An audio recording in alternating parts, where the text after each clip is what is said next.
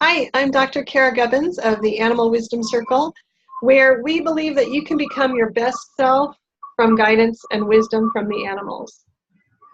Hello, aloha, I should say. I'm Kim Julen, coming to you from magical Maui, where I am with Finding Your Fiji, and I help bring harmony to your head, to your heart, and to your home.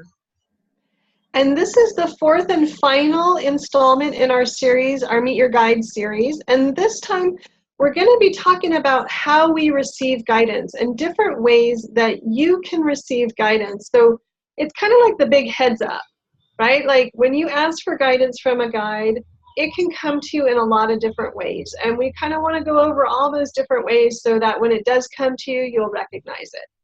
Yes, beautiful, beautiful. And as we've been doing, we've got 4 steps for you. Once again, it's funny to me because it is sort of that wink from spirit, that 444. We've had a lot of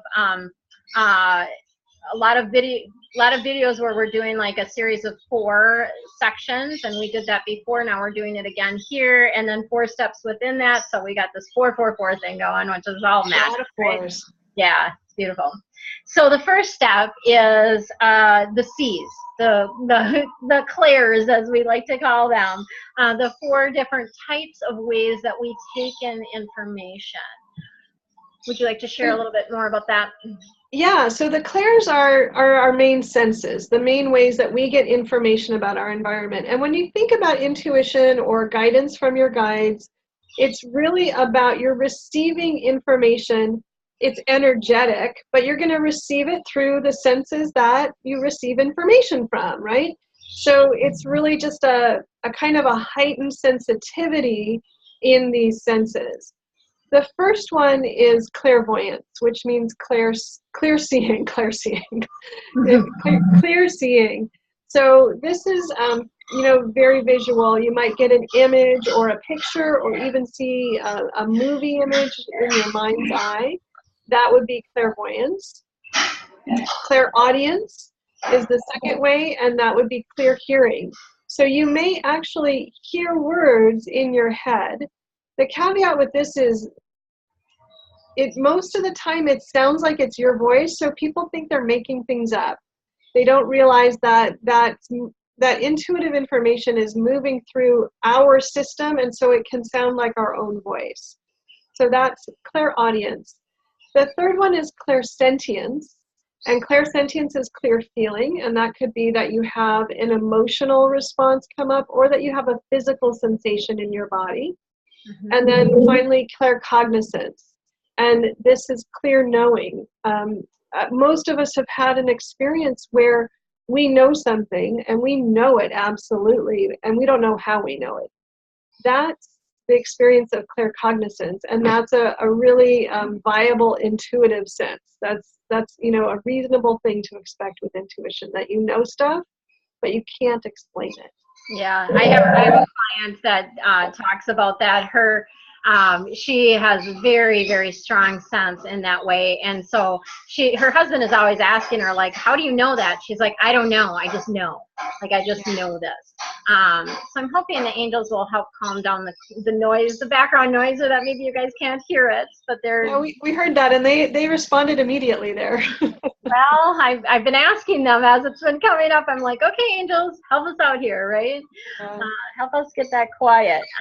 So the clairs, and we're going to talk a little bit more deeply now in some of these other steps about those senses. So that kind of is our, a little bit of a container about how you receive the information, and then we're going to give you a little bit more nitty-gritty about that.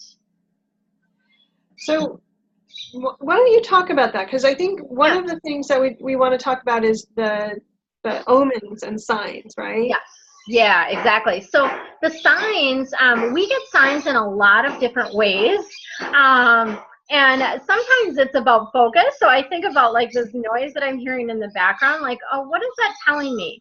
Like there's some message for me in that. And it really is about focusing on what I'm doing, like really focusing on where I am.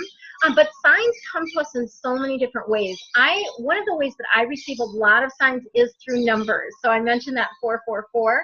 I constantly get message when I'm driving. I see license plates all the time. Yesterday alone, this little trip that I made into town, I saw 999, I saw 222, I saw 88, saw 11. Like, there's those messages, and those, especially the multi-digits, like where it's the same digit over, is really a wink from spirit that they are there, right? That they are there, and there's a message. I use, there's a little book that you can get that's angel numbers, but I use the app. Doreen Virtue has an app that's Angel Numbers 101, and I use that because it's really quick and easy to look things up. And I love that, having that, like, the information coming in right away from numbers. What are the other ways that you see signs or get those sort of, you know? Well, to me, synchronicities are signs. So if something happens that would be unexpected but just perfect, that would be a sign of getting guidance. Mm-hmm. Another way is if I hear about the same thing from a bunch of different people, like 2 or 3 times, I'm like, okay, I'm paying attention. That's a sign. That's definitely a sign. Yeah. I think too, animals, like, I've had clients where they have a bird that just like pecks at their window, right? That can be a sign. Sometimes it's a loved one that's trying to get your attention, or it might be one of your guides that's trying to get your attention. The other way that I often see signs is and this sounds kind of funny, but I'm not on social media that much. Maybe they're telling me too much lately. So they're talking to me all the time, right? And right now they're telling me too much lately. Right, I understand, I got it. But when I go into Facebook, for instance, I don't typically read the feed. I've been doing that more, and they're usually it's like a guidance. Like when I go into Facebook and there's an ad or somebody's post pops up, like when I go in, like I'm guided to go in and check it, and then this person's post is there, and it's something that I'm supposed to act on, right? So that can be the way that you get signs too, is like when you are guided to a certain website, or in the day of technology now, and when you're guided to something, you see an ad for something, you hear an ad on the radio, or like you were mentioning, hearing songs, that type of thing. That can be signs. Right. You know, the other thing, you mentioned animals, and on Monday, I was walking my dogs in the park, and we saw a coyote. And, coyote, it's unusual. It was 10 o'clock in the morning. It had to be 85 degrees. It was a very unusual time to see a coyote. So I was like, okay, I'm paying attention to coyote. And then that day I also saw massive dragonflies. It was the day of the full moon. And so I was like, oh, okay, live my niche. Like, I got that message. And then the bats came out. I was like, you're right. I'm seen. I'm being seen in the world. That was the message from the bats. Nice. So all of those can be just not a big deal. It doesn't have to be all dramatic and, oh my God, it's meant to be.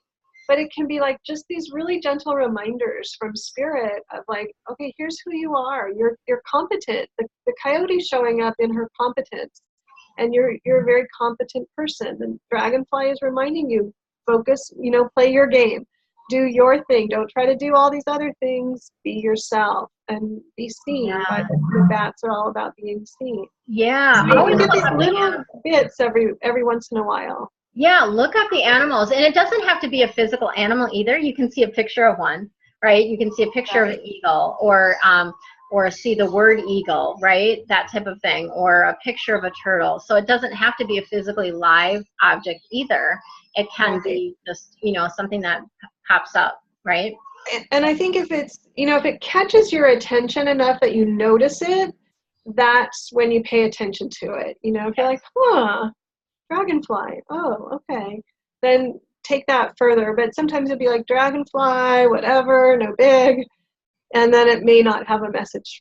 Yeah, and same thing with the license plate. So I usually, what draws my attention is like my initials on a license plate, right? Will draw my attention, or some word, like it'll say love 999. That's going to draw my attention, right?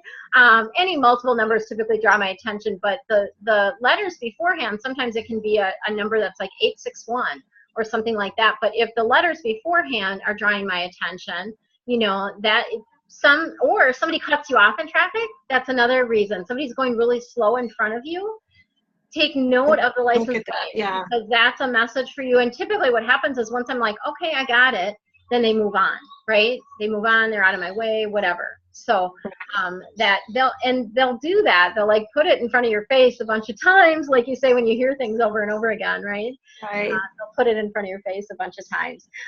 So what's our third step, or our third kind of how we receive guidance? Yeah, our third one is really about urges and impulses. And this is kind of a funky one, and I don't think people talk about it too much, which is why I'm so glad that we're bringing it up today, because sometimes you just have the urge to go and do something, and you don't really know why, but it's a really strong urge. You know, kind of like you were saying about wanting to put your wetsuit away in your car, like you had that guidance and that urge.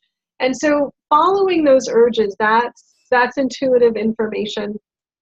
And I'll do stuff where I will buy something that I don't usually buy, that I don't need. I'll be like, what am I doing with this? And then it'll turn out I do need it. You know, like, oh, I thought we had plenty of toilet paper, but oh my gosh, we're out of toilet paper or whatever. Yeah. So those are also ways, like just feeling that need inside yourself to do something, or to reach out to somebody, or to draw something or make something. Those are all ways that your intuition is drawing guidance to you. Yes, yeah, that's so important to follow those impulses. And that sort of leads us into the fourth way that we receive guidance, and that's about intuition, inspiration, intuitive thoughts, ideas.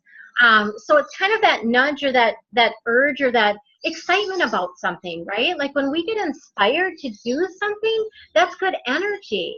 And that's something that we're meant to follow, because it makes us feel good. So it's about following the ease, and it's about following what feels good, right? Yeah. And I think that, you know, it's easy to discount, you know, coming up with a new idea. Oh, well, that was just my brain working. It couldn't have been guidance. But a lot of that is guidance. And a lot of that, it's very powerful when you again, anchor it and act on it and acknowledge it. That's like saying, yes, thank you, more please, like more guidance. I like this. I like this inspiration. I like having these insights into what would be great to do, what I would be really good at, what I would really enjoy, what would really help people, whatever it is. And that just keeps it flowing. And that's part of what working with your spirit guides is all about. It's about being in that flow and staying in alignment, staying in that current of your life, so you can be in the flow for yourself. Yes, yeah, it's so beautiful. And the thing is, we get a lot of intuitive thoughts and ideas, sometimes too many. I hear that from a lot of people, where they feel like they have just too much. And one of the things that I love to do around that is to write everything down that you're getting, and then rate the light level for yourself. So on a scale of 0 to 10, like 0 doesn't light you up at all, you're not excited about it. 10 is you're like super excited, like you would just run and do this right this minute. Rate the light level, and then work on those things that really light you up, that you really are inspired by, right? Because sometimes we pick up ideas and inspiration from the field of energy, and it might not necessarily be something that we're meant to do if we're not super excited about it, right? Or if somebody's telling you, you need to do this, you need to do this. Maybe not. If you're not feeling it, right? Yeah, totally. And I think that there's a common mistake that if, oh, these signs are lining up, so I'm meant to, or I have to. And I love what you're saying, because you don't, there can be options.